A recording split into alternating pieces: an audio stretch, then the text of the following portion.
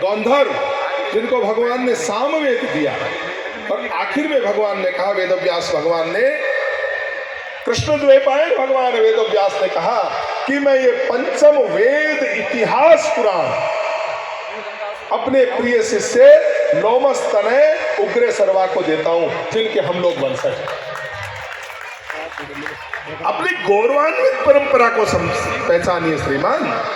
आप कुलगुरु के रूप में, जहां राजा महाराजाओं ने उस कुलगुरु के रूप में आपको सम्मान दिया। आपको मालूम है कहावत कि जोधपुर राजघराने में जब पोथी बसती थी तो राय का बाग से राव जी को किस तरह से, किस सम्मान के साथ में लेकर के जाते थे। महाराजा हिजाई ने जोधपुर खुद बही को अपने सिर पे रखते थे और अपने कुलों की पोथी लेके जाने वाले राव जी को हाथी पे बिठाते। जागिए ना अपनी परंपरा में। झूठा ठाकर बनने की जरूरत क्या है?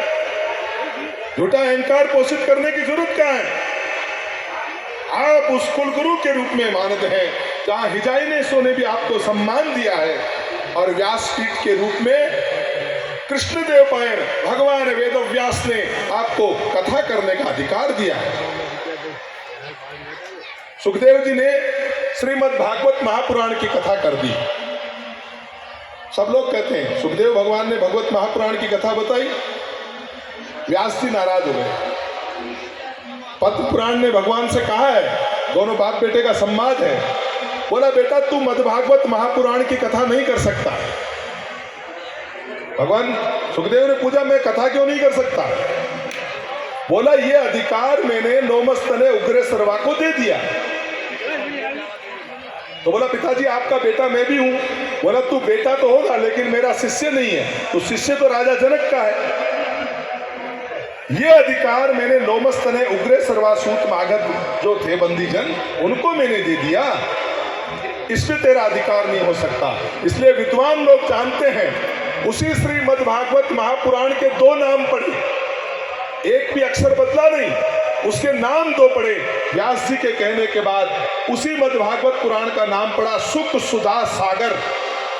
बोला तूने जो राजा परीक्षित को कथा सुनाई उसका नाम सुख सुधा सागर होगा, लेकिन ये कथा करने का काम तो ये सूत के वंशज, कथा सूत को ही होगा।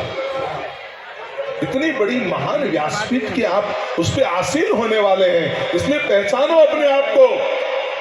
क्योंकि अगर तुम में करामात होगी तो हर फरिश्ते से मुलाकात होगी।